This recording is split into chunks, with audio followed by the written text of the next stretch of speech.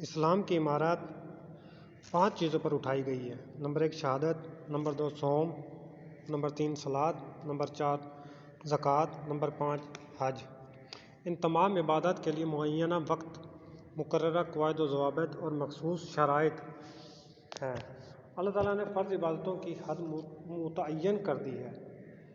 فرض روزہ صرف رمضان کے مہینے میں ہوتا ہے۔ زکوٰۃ ہر سال ایک مرتبہ دی جاتی ہے۔ اگر انسان بدنی اور مالی استطاعت رکھتا ہو تو زندگی بھر میں ایک مرتبہ اس پر حج کرنا فرض ہے۔ قرآن نے کبھی ان عبادت کے لیے کثرت سے ادائیگی پر زور نہیں دیا۔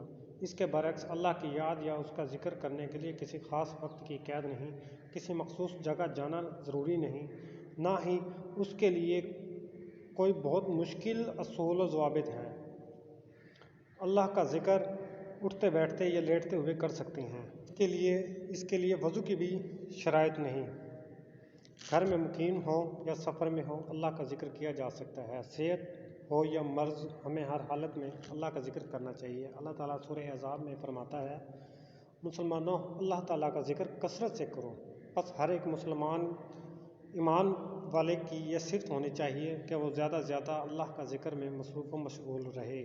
سورہ احزاب میں اللہ پاک فرماتا ہے، بے شک مسلمان مرد اور مسلمان عورتیں، مومن مرد اور مومن عورتیں، فرما برداری کرنے والے مرد، فرما برداری کرنے والی عورتیں، راست باز مرد، راست باز عورتیں، صبر کرنے والے مرد، صبر کرنے والی عورتیں، عاجزی کرنے والے مرد، عاجزی کرنے والی عورتیں، خیرات کرنے والے مرد، خیرات کرنے والی عورتیں، روزہ رکھنے والے مرد، روزہ رکھنے والی عورتیں، اپنی شرمگاہ کی حفاظت کرنے والے مرد اور حفاظت کرنے والیاں، بکثرت اللہ کا ذکر کرنے والے اور ذکر کرنے والیاں، ان تمام کے لیے اللہ نے مغفرت کا وعدہ کیا ہے، ان کو وہ بہت بڑا اجر دے گا۔ اللہ تعالیٰ یہاں تک فرماتا ہے کہ اگر تم جنگ کر رہے ہو تو دشمنوں سے مڈ بھیڑ کے دوران بھی اللہ کا ذکر نہ بھولو بلکہ بکثرت اللہ کو یاد کرتے رہو، اسی میں تمہاری کامیابی ہے۔ سورہ انفال میں اللہ پاک فرماتا ہے، اے ایمان والو، جب تم کسی مخالف فوج سے بھڑ جاؤ تو ثابت قدم رہو اور بکثرت اللہ کو یاد کرو تاکہ تمہیں کامیابی حاصل ہو۔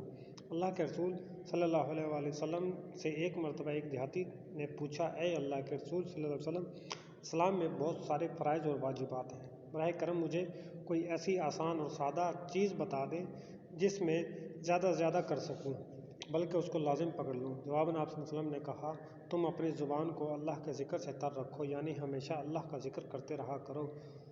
مسند احمد میں حضرت ابو سعید سے روایت کرتے ہیں کہ رسول اکرم صلی اللہ علیہ وسلم نے کہا کہ تم اپنے آپ کو ہمیشہ اللہ کی یاد میں مصروف رکھو، ایسا ظاہر ہو کہ تم اللہ کے ذکر کے لیے انتہائی حریص ہو اور ذکر کرنے کا گویا تم کو جنون ہے۔ نماز کے بعد قرآن کی تلاوت اللہ کے ذکر کی سب سے اونچی اور بہترین شکل ہے۔ سورہ زمر میں اللہ پاک فرماتا ہے، اللہ تعالیٰ نے بہترین کلام نازل فرمایا جو ایسی کتاب ہے کہ آپس میں ملتی جلتی اور بار بار دہرائی ہوئی آیتوں کی ہے، جس سے ان لوگوں کے رونگٹے کھڑے ہو جاتے ہیں جو اپنے رب کا خوف رکھتے ہیں، آخر میں ان کے جسم اور دل اللہ تعالیٰ کے ذکر کی طرف نرم ہو جاتے ہیں۔ یہ اللہ کی ہدایت جس کے ذریعے جسے چاہے راہ راست پر لگا دیتا ہے، اور جسے اللہ تعالیٰ ہی راہ بھلا دے اس کا ہادی کوئی نہیں۔ وہ لوگ جو اللہ کے ذکر سے غافل ہیں وہ اپنا بہت بڑا نقصان کر رہے ہیں۔ سورہ زخرف میں اللہ پاک فرماتا ہے، اور جو شخص رحمان کی یاد سے غفلت کرے ہم اس پر ایک شیطان مقرر کر دیتے ہیں، وہی اس کا ساتھی رہتا ہے اور وہ انہیں راہ سے روکتے ہیں اور یہ اسی خیال میں رہتے ہیں کہ یہ ہدایت یافتہ ہیں، یہاں تک کہ وہ جب ہمارے پاس آئے گا کہے گا، کاش میرے اور تیرے درمیان مشرق اور مغرب کی دوری ہوتی تو بڑا برا ساتھی تھا۔ اسی طرح سورہ المائدہ میں فرمایا گیا، شیطان تو یوں چاہتا ہے کہ شراب اور جوئے کے ذریعے سے تمہارے آپس میں عداوت اور بغض واقع کرا دے اور اللہ تعالیٰ کی یاد سے اور نماز سے تم کو باز رکھے، سو اب بھی باز آ جاؤ۔ سورہ منافقون میں اللہ پاک فرماتا ہے، اے مسلمانوں، تمہارے مال اور تمہاری اولاد تمہیں اللہ کے ذکر سے غافل نہ کر دیں، اور جو ایسا کرے وہ بڑے ہی ضیاءکار لوگ ہیں۔ در حقیقت سچے مومن وہ ہیں جن کو دنیا کی کوئی رنگینی اللہ کے ذکر سے روک نہیں سکتی۔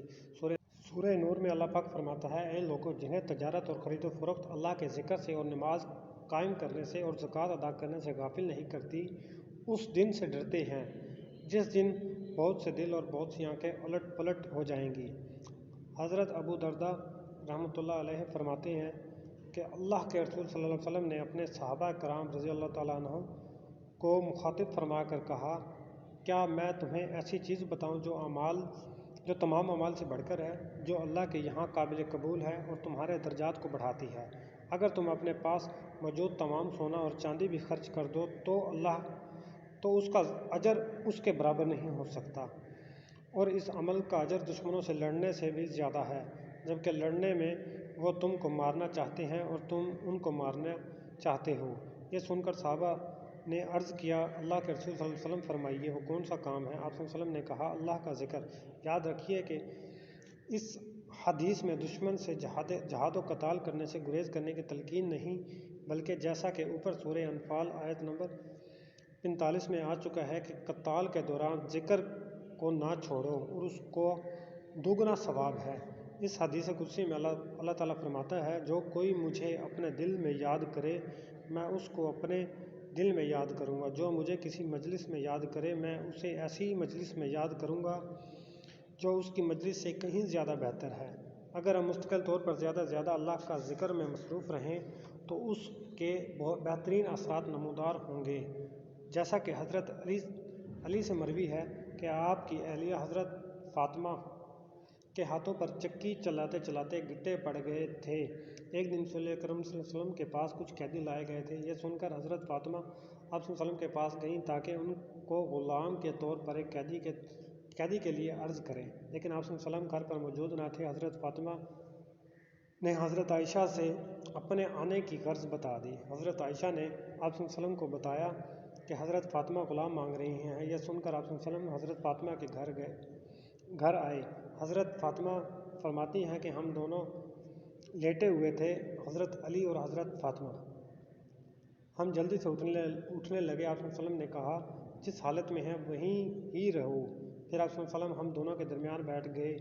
میں ان کے پیروں کی ٹھنڈک محسوس کر رہی تھی۔ آپ صلی اللہ علیہ وسلم نے کہا، میں تم کو ایسی چیز بتاتا ہوں جو ایک غلام سے کہیں زیادہ بہتر ہے۔ جب تم بستر پر لیٹو تو سبحان اللہ 33 مرتبہ پڑھو، الحمدللہ 33 مرتبہ پڑھو اور اللہ اکبر 34 مرتبہ پڑھو، یہ تمہارے لیے غلام سے زیادہ بہتر ہے۔ امام تمیمہ رحمۃ اللہ علیہ کہتے ہیں، جو کوئی سوتے وقت ان کلمات کو پڑھے وہ کبھی بھی تھکان یا سستی محسوس نہ کرے گا۔ درجہ بالا حدیث سے ہم کو یہ بات معلوم ہوتی ہے کہ مشکلات اور پریشانیوں میں صبر کرنا چاہیے اور اللہ کا ذکر کرنا چاہیے، جیسا کہ رسول اکرم صلی اللہ علیہ وسلم نے اپنی بیٹی کو نصیحت کی تھی۔ اسی طرح کی ایک حدیث ابو ہریرہ سے مروی ہے کہ ایک مفلس مسلمان آپ صلی اللہ علیہ وسلم کے پاس آیا اور کہنے لگا، ہم عبادت کرتے ہیں بالکل اسی طرح امیر لوگ بھی عبادت کرتے ہیں، ہم روزہ رکھتے ہیں اور بالکل اسی طرح امیر لوگ بھی روزہ رکھتے ہیں، وہ امیر ہونے کی وجہ سے حج و عمرہ کرتے ہیں، ہم نہیں کر سکتے، وہ اللہ کی راہ میں مال خرچ کرتے ہیں، ہم غریب لوگ نہیں کر پاتے، اسی طرح وہ بھلائی اور نیکی میں ہمیشہ ہم سے آگے نکل جاتے ہیں۔ یہ غربا کے لیے پریشان کن ہے کہ وہ اجر و ثواب میں امیروں سے آگے نہیں نکل سکتے۔ ان کو رسول اکرم صلی اللہ علیہ وسلم نے کہا، تم کو ایک ایسا عمل بتاؤں جس سے تم اجر و ثواب کے لیے اپنے امیر بھائیوں کے برابر ہو جاؤ، بلکہ ان سے سبقت لے جاؤ۔ آپ صلی اللہ علیہ وسلم نے فرمایا، اس مقصد کے لیے تم کو ہر نماز کے بعد سبحان اللہ 33 مرتبہ، الحمدللہ 33 مرتبہ اور اللہ اکبر 34 مرتبہ پڑھنا ہوگا۔ اللہ کا ذکر ہی دلوں کو جلا اور سکون بخشتا ہے۔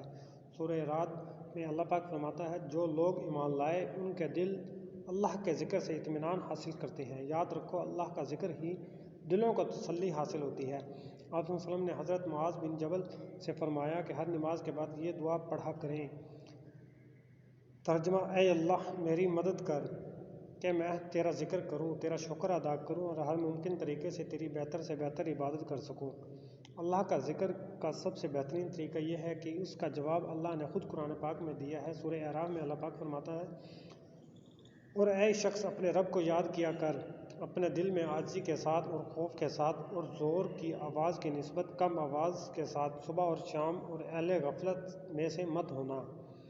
میں دعا گو ہوں کہ اللہ تبارک و تعالی ہم کو کثرت سے ذکر کرنے کی توفیق عطا فرمائے، آمین۔